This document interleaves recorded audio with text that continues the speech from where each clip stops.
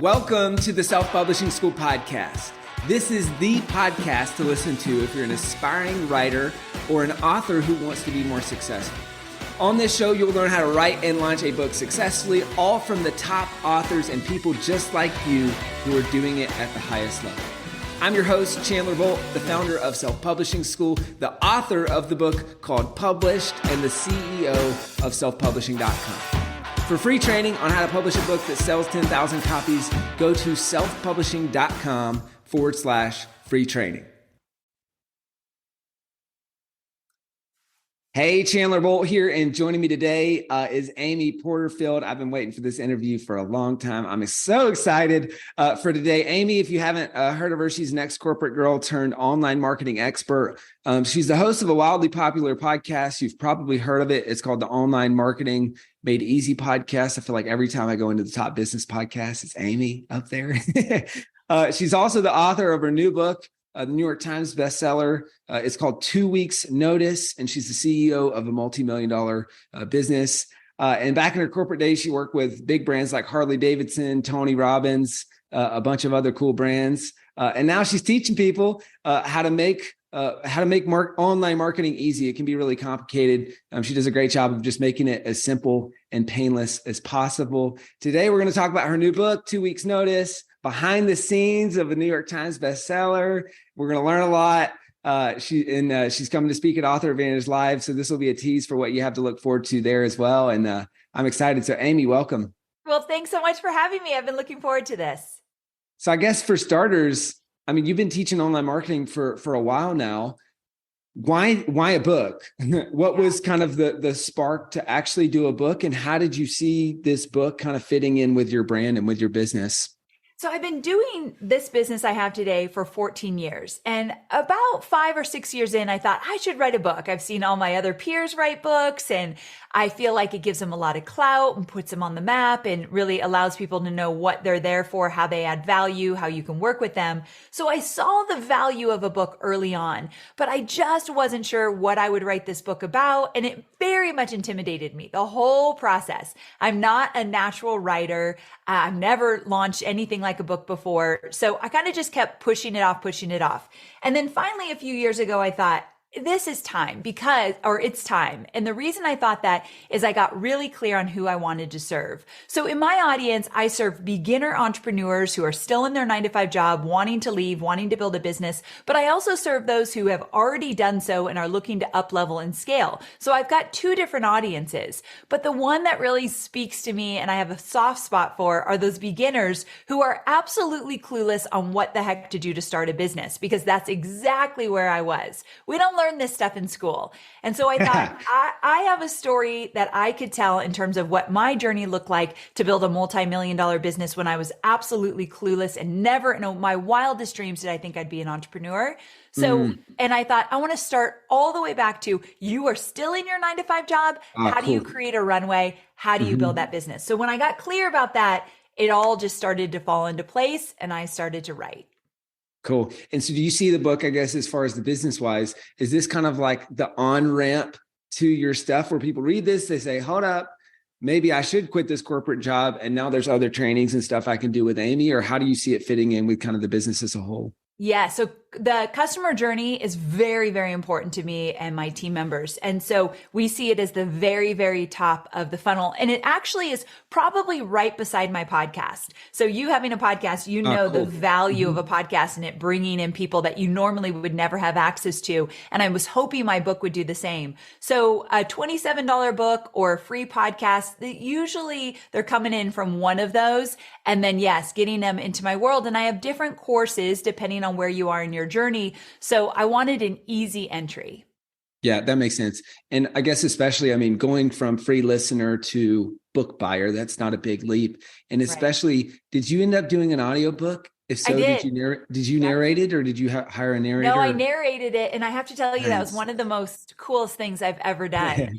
As a podcaster, I enjoy that kind of stuff. But I live here in Nashville, and I got to go into a studio where Dolly Parton and Johnny Cash have recorded. And I'm like, okay, Hmm. that's really cool. And so recording my book and just getting it back into my body, I think the best thing I did is I recorded it right before I started launching. So it was like really Ah, current and cool. in my body. And Yeah. I really felt connected to it. Because, when you write a book, a lot of time goes by before that book is actually out in the world.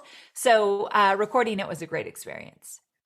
And I mean, I know it's only a couple months in, but have you seen audiobook sales be on par with some of the, I don't know if you have sales reports yet. Like, have you really leaned into the audiobook, or are you leaning more into the physical and ebook? Like, how have you kind of looked at which format to market and which formats really resonate with people?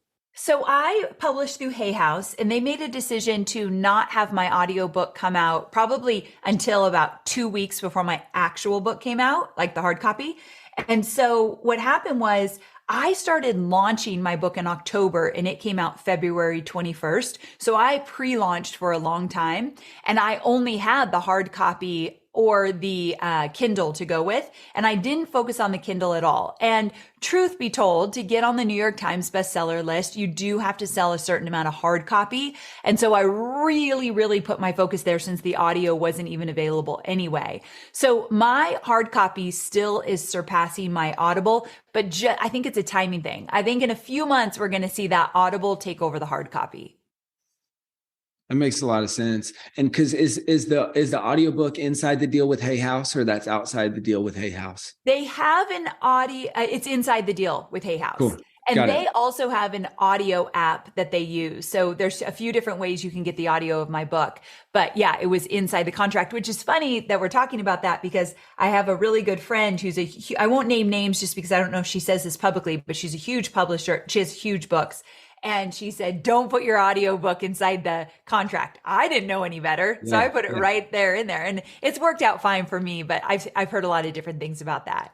Yeah. That is, there's two or three, I feel like two or three of important and not as it's difficult things to negotiate into a contract. I mean, negotiating your public or your audiobook outside of the contract. Also, one thing that not a lot of people think about that's super relevant to you and I is your author copy, how much they sell them to you for. So if you want to use them in like free plus shipping funnels or in all that stuff, it's a negligible thing that a lot of publishers are like, okay, cool.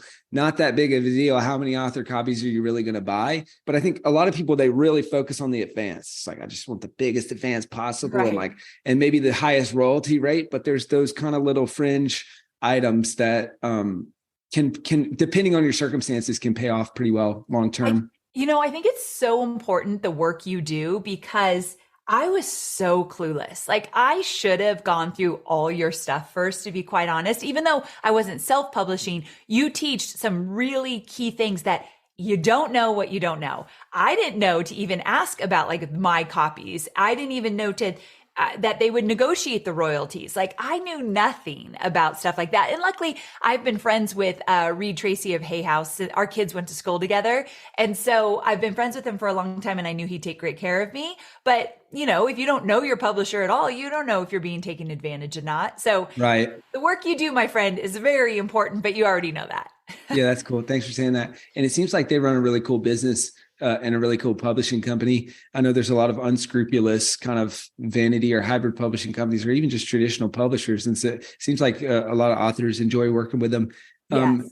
Let me ask. So it's probably too early to tell, and maybe you're just still in recovery mode from this book launch. But when I heard you talking about kind of there's the advanced marketer, and then there's the beginner that's quitting their job and that sort of thing.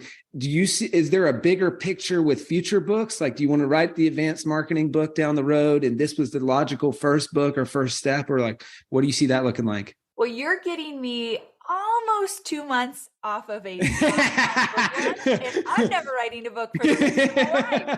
But I know that's not true, but I've never had a baby of my own. But if I gave birth, I know a lot of moms are like, I'm never doing that again. And then a couple of years later, they're like, I can't wait to have another baby. I'm pretty sure that's where I will be. But holy cow, that was the most intense thing I've ever gone through. And so I can't even imagine ever writing another book, but when or if I do. Definitely, I would write to the more advanced student of mine because it was so tricky. I do have two very different audiences, and I teach my bread and butter is I teach people how to take their knowledge and turn it into a digital course. And you can do that as a complete newbie. I've got people who've made amazing money as a newbie, and you could absolutely crush it if you're a little bit more advanced. So my program works for both, and that's why I have both audiences.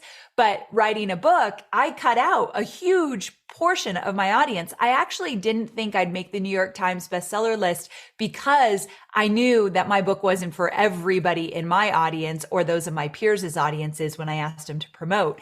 So my next book would definitely be for you've been in business for a few years, how to upscale or up level and scale your business. That's cool. I like the way you're thinking about it too, because a lot of people make the big mistake. I mean, I think it's one of the biggest mistakes in books, and you probably see this in digital products as well, is they try to write for everyone. Yes. And they try to write this conglomerate book of if you're a beginner and you want to quit your corporate job, but also if you're at 6 figures and you want to go to 7 and then it's just this kind of jumbled book that isn't really helpful for either audience. And so I think it's really smart that the riches are in the niches, and you really spoke to that niche with the 2 weeks notice title, with the subtitle, with the focus of the book. I want to talk about, kind of behind the scenes of the launch, New York Times bestseller list, all that stuff here in just a second. But can you give maybe the big picture of the 2 weeks notice philosophy that you talk about in the book, and maybe how this philosophy can apply to authors? Yes. So in the book, I talk about having the courage to go after something really big when you don't have a track record of doing so. We talk about courage over confidence because courage comes way before confidence. Confidence is, I have a proven track record. I know I can do this. Now I'm going to do it even better. We don't have that when we're still in a 9-to-5 job and we want to start a business. And so I talk about building out a runway to leave your 9-to-5 job with full integrity and feel very grounded when you do in order to make whatever it is your next step work.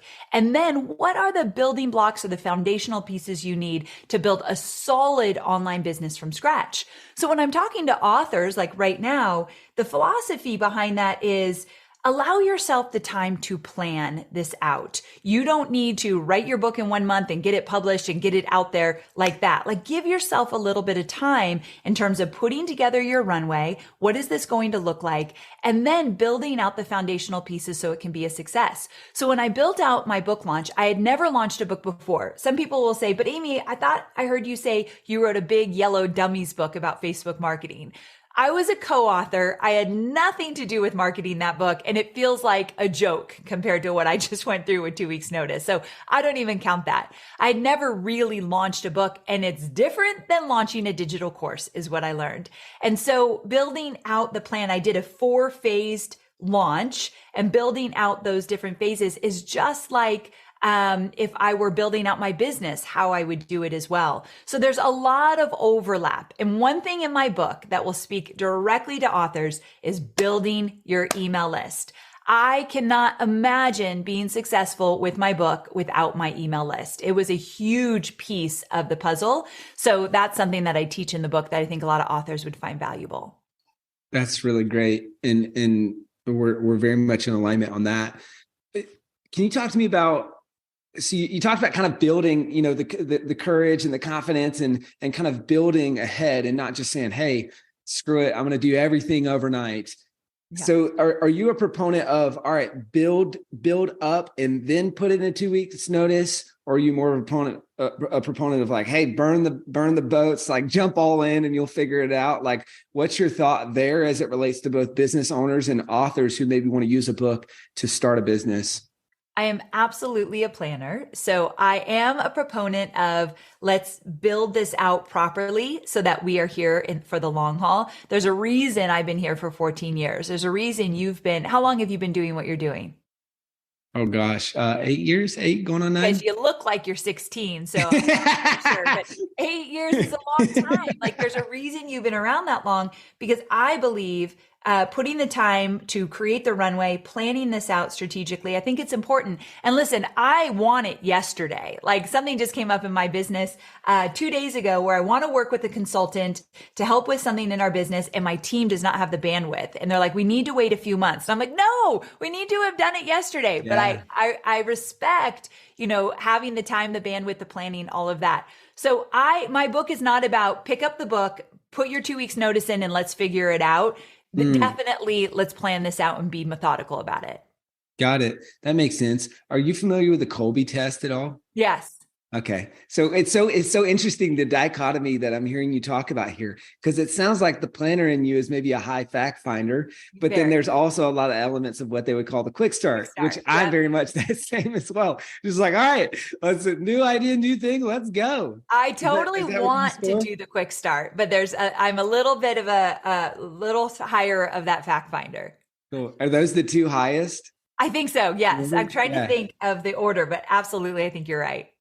I'm the same, because it goes fact finder, follow through, quick start, and implementer, I think is the order of them. And I think I'm the same, which is like high on the fact finder and then high on the quick start. It's a crazy world to live in when you have those be really close to each other. They're always in a battle. It was like, I've got really well researched and thought out ideas that I want to implement immediately. Thank you. Yes. Which is kind of, I don't know, it could be a lot for the people that you're working with. For sure. Our poor teams. Hey, Chandler Bolt here. I hope you're loving this episode so far. It's time to go from inspiration to implementation. All right. So if you've learned something, we want to help you implement what you've learned with your book. So what I want you to do right now is go to selfpublishing.com/schedule, book a publishing consultation with one of the experts on my team. We'll talk about your goals for your book, your dreams, your challenges, your next steps, and we'll start putting together a plan. All right, so go to selfpublishing.com/schedule, book a call with the team. Let's see how we can help with your book. It's time to implement.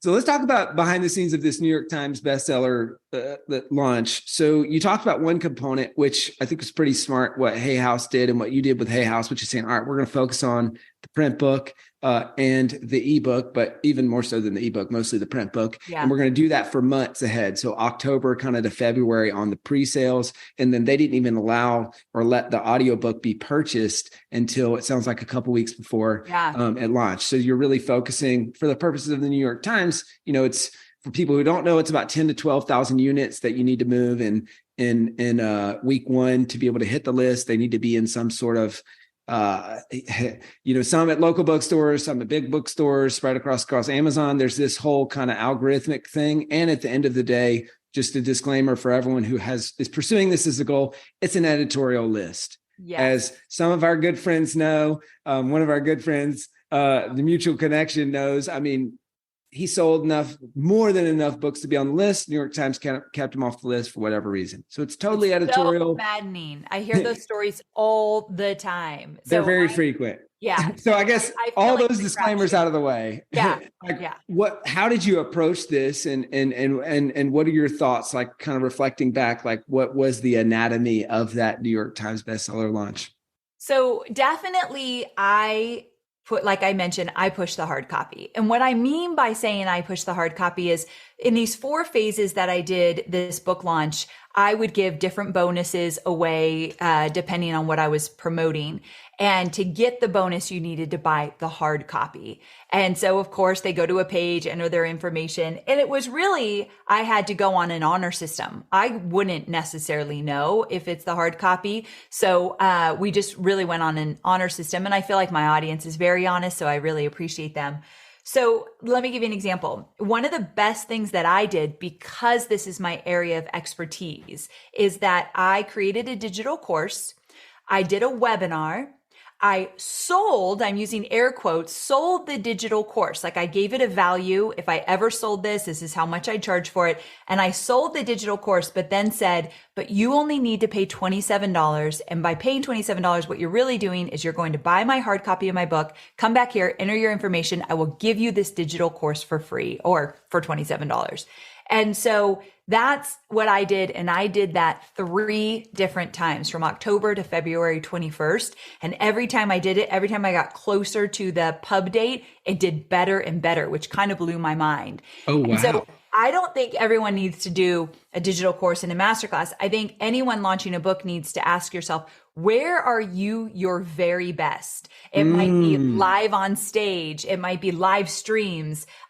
You might have a really good chance, like if you do video sales letters, which I've never done in my life. So if you do really great video sales letters, maybe it's that. Find your core competencies and double down there. I think that's the best advice I could give. All right, I'm scrambling for the unmute button as I'm taking notes over here.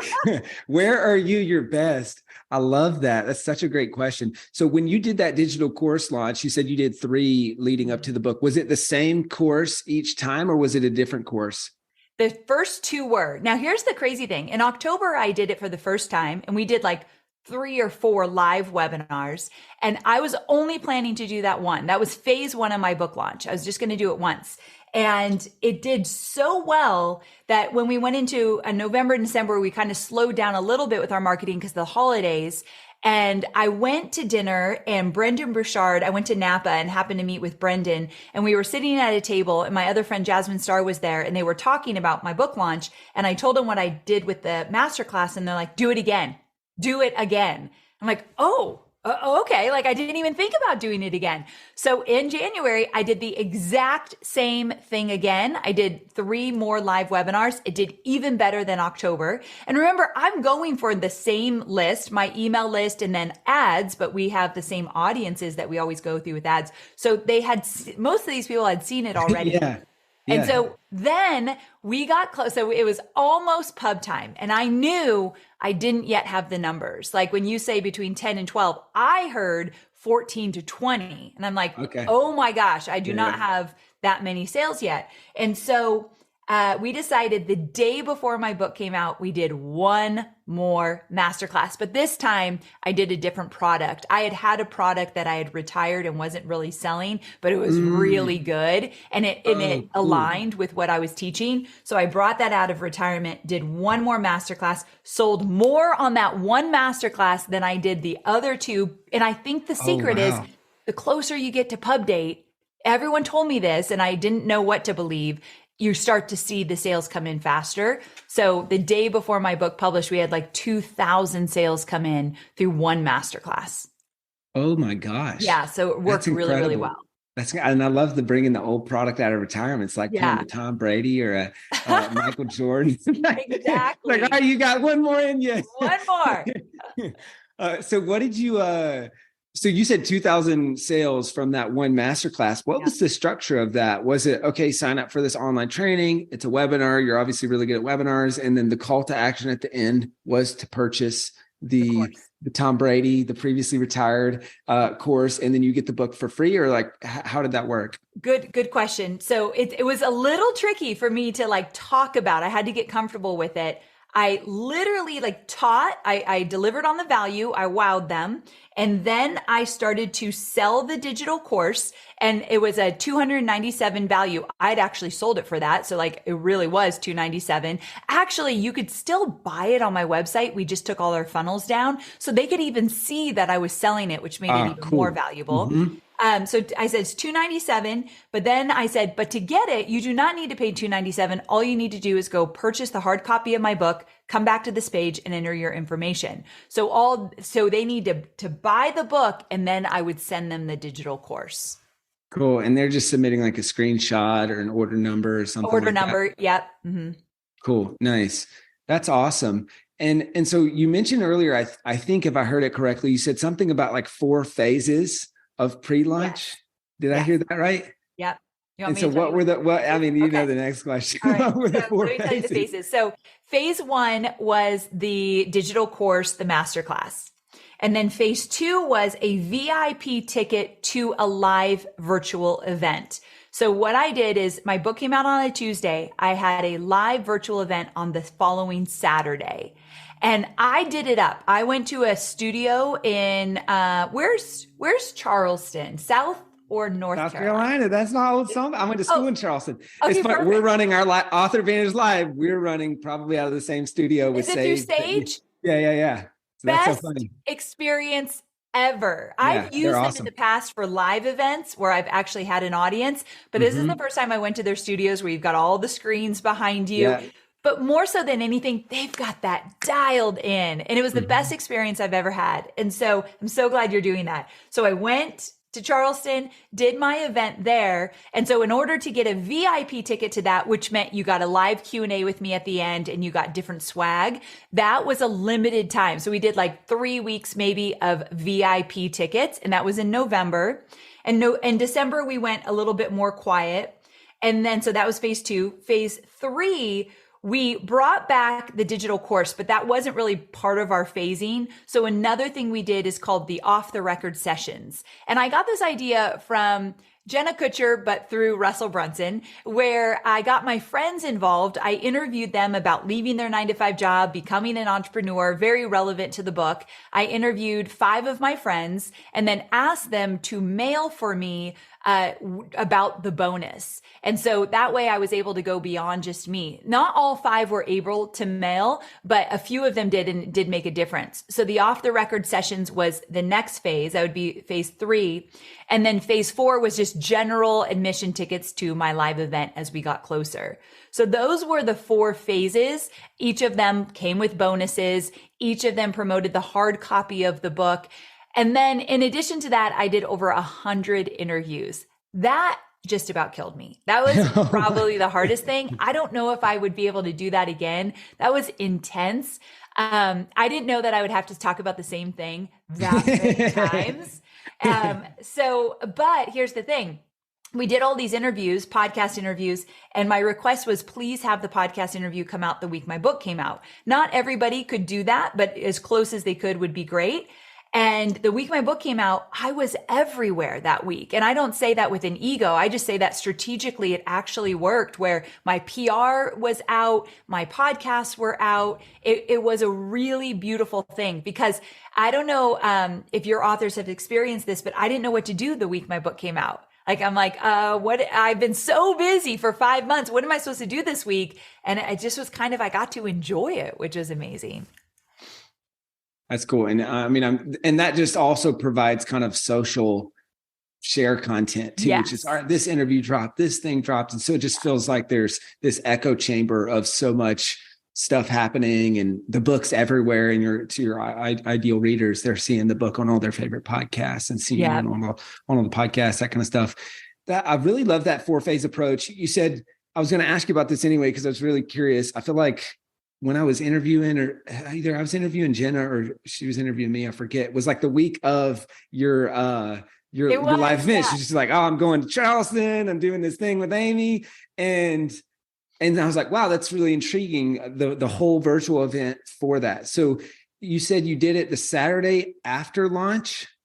So was this technically still during your launch week or after your launch week? It technically is in the launch week. So I know, I'm well aware, and I'm sure that you can attest to this. I know that New York Times bestseller list is not the end all be all. And I know that's not why we write books, nor I didn't get started on this journey because that was my only goal. It just became a goal that kind of became like a little bigger than I would have wanted it to. It drove a lot of decisions, but I have a lot of amazing friends that have launched books, and they tell me, like Jamie Kern-Lima wrote the book Believe It, and she did an event the day her book came out. Ed Milet did the same thing the day his book came out, or days before, or something like that. And so there's that type of an event where you get it, you come for free, and then you get to promote your book, and you get a lot of book sales on that day. Or you could do the event as a delivery of a bonus. And I chose the delivery of the bonus because I wanted to get the books secured in time. And Jamie was telling me, God forbid something were to happen on that day that her book came out and she couldn't do that event. She would have been in a pickle right there because she wouldn't have gotten all those book sales. So she kind of warned me against that. She gave me the pros and cons. So yes, my book. So, and here's the cool thing though. If the book comes out on a Tuesday, you have till Saturday night for them to record the first week of bestseller list. And so that Saturday was the last day. But remember, my event was not selling a book. And I want to talk to you. I'll probably save a little bit about the event for when I'm at your event, but I'll give you a little hint why it was so cool. But after the book came out, Tuesday, Wednesday, Thursday, Friday, I got to say, okay, my event's almost here. You got to get the book before you can come to the event. So we were heavily promoting the event the week my book came out, which I think was really valuable. So I didn't sell the book at the event. Everyone who was there had the book, but I sold a $37 boot camp that the results of that were incredible. I will save it for when we're at your event. I don't want to give all the good stuff away, but I want to talk about that later because it was a really strategic move for the whole of the business. Oh, shoot. $37 boot camp. Show up to Author Advantage Live and what to be continued on how that worked. Yeah. I want to ask you about reviews because you've already gotten 350 plus reviews and it hasn't even been 2 months, which I think is pretty incredible. How have anything that's worked well to get so many reviews? And did you do anything as part of the event to drive reviews? No, but I should have. Hindsight, like if I did this all over again, that would be a really great episode. If I were to do this all over again, what would I change? I'm not exactly sure yet, but it's something to think about. I got to figure that out. One thing I would change though is I should have asked for testimonials at that event, and we could have done some fun contest and randomly chose winners based on people doing testimonials. I wish I would have done that. So anyone listening that's going to do an event, think about that. But the reason I have so many testimonials, and we had like 100 right away, is because I also did a book launch team. And so back in, I think, November, we invited only my paying students. So we didn't do it for everyone. We just invited my paying students to get into a private Facebook group with me up until the week my book launched. And we promised I would do a Q&A. I did a training on how to plan your promotions. And my community team was really engaged in the group. But in exchange, we asked them to promote my book. And because they were part of my community, they were just doing it as a favor. And we had about 1,000 people in that, and you had to actually buy a book before you got into the book launch Facebook group. You had to show that you bought my book. Cool. So, but then the first 500 people actually got a galley where they got a physical copy in the mail, which was kind of cool. But we asked them to write reviews, and we gave them examples of reviews. We told them how to post the reviews. They could post their review and get some feedback from the community if they wanted it. So we made reviews a huge part of it. We even asked them to do video reviews, which you could see on Amazon they did. So the day my book came out, they had already read it and left very beautiful reviews. And cool. That helped immensely. That's really great.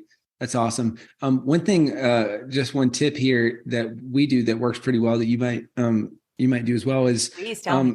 It's a short link that goes directly to your review page. That's easy to remember. And so for me, I think it's like publishedbook.com/review, whatever the URL is for your book. But it's a 2-part piece is you can mention it on lives, on podcast episodes, on any of that. But then also your team has it very easily to where if anyone ever comments or emails or whatever, and they're like raving about your book, you say, hey, thank you so much. Would you mind copying and pasting that into a review here? And it's just a short link that takes them directly to the Amazon review page. So you just reduce all the friction. And okay, I am absolutely doing that. So that along with one thing that we do, I talk about, I think I sent you this book. If not, I'll send you a book. And in the review chapter, we have a review sweeper. It's super simple. It's basically anything related to your book where someone opts in. 21 days later, they get an email. It's like a 3 email sequence. It's like, hey, how are you liking the book? Reply and let me know. And then the team says, hey, thank you so much. Would you mind copying and pasting that into a review here, this short link? And then the final email too. Writing notes.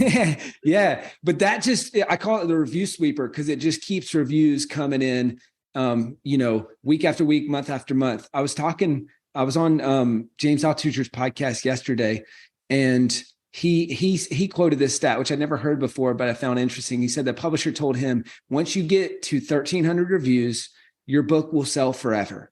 it's kind of in that perennial best. And I know that's not like an exact science, but just how important reviews are for social proof and for ongoing rankings on Amazon. And so that's why we focus on it so much. And anyways, those two things might be helpful for you. Okay, good. Because our next big goal is I want to get to 1,000. And so this is going to help immensely. Okay. Thank you for that. I've got like 2 or 3 other recommendations on how to get to 1,000, but we'll talk. Make sure I read your book. And well, there's 1 or 2 that aren't in the book that actually, they might all be in the book. But hey, we're running out of time. I got a couple questions for you, and then we'll wrap up. How has the book grown the business so far? Okay, so what we've seen is just a lot of new energy into the business. And I wrote the book to grow the business. So that was literally my goal.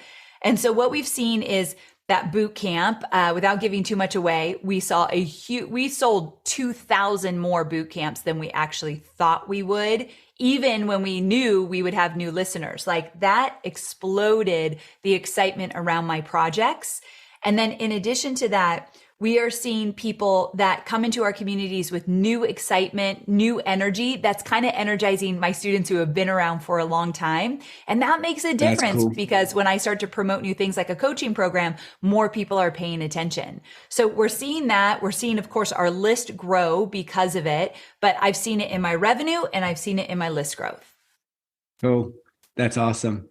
Well, Amy, last couple questions I have for you is number one, obviously you're speaking at our event, Author Advantage Live for alongside Michael Hyatt, Tiffany Aliche, Hal Elrod, a bunch of awesome folks. So cool. For those who haven't heard of it yet, it's a 3-day virtual event. It's so funny running it out of the same studio there in Charleston, but obviously everyone will be attending virtually. What's one thing that people have to look forward to in that talk, and why should they come? Well, I'll say 2 things. Number one, we kind of scratched the surface about these 4 phases and what that looked like. I'm really looking forward to drilling down a little bit more on the detail of how that came together. Also, we're going to talk a little bit about planning ahead and how to get this kind of all dialed in, because that's one thing that we knew what it all looked like before we even started. And then also I'll give you lots more details of how I use the event to make over $1 million. So that's the punchline. So I'll tell you kind of how that worked out. So those are just a few things to look forward to. Holy cow, that's awesome. Well, that's a lot to look forward to. Guys, grab a ticket, authoradvantagelive.com. The event's coming up real quick, and prices on tickets are going up really soon. So grab a ticket, authoradvantagelive.com. Amy, this is amazing. Where can people go? We're getting a bunch of books for people who show up to Author Advantage Live, but where can people go to buy a copy of your book, to find out more about what you're up to, all that good stuff? Well, thank you so much. So you can buy 2 weeks notice wherever you buy books online or in bookstores. And then I've got a podcast called Online Marketing Made Easy that will kind of get you started in all the things list building and webinars and digital courses and growing your business. So thank you so much for asking. All right, guys, check out the book. It's called 2 Weeks Notice. As you know, we talk about all the time, it's a 1-year launch, not a 1-week launch. So Amy's obviously had a ton of success with the 1-week launch, but now is participating in this 1-year launch and continuing to promote the book. So let's help her out. Let's grab a copy and it'll help you out in the process if you're looking to put in a 2-week notice or maybe double down on your online business. Amy, can't wait for the talk at Author Advantage Live. Thanks so much. Looking forward to it, friend. Thanks again. Thank you so much for watching or listening to this episode of the Self-Publishing School podcast. I know there's so many places that you can be spending your time. There's other podcasts that you could be listening to, YouTube channels that you could be watching. So thank you so much. It means the world. Now, I want you to do 3 things right now if you found this episode helpful. All right, number 1, I don't know if you know this, but we've got a YouTube channel. It's a companion channel to this podcast. All the video versions of the episode are on the YouTube channel. So number 1, subscribe to the YouTube channel. Number 2, if you're listening to this podcast wherever, whether this is Spotify, Apple Podcasts, number 2, I want you to subscribe to this podcast right now so you don't miss a future episode. And then number 3, this is probably the most important, leave a review on the podcast. All right, reviews are super important and help the podcast get discovered by other people.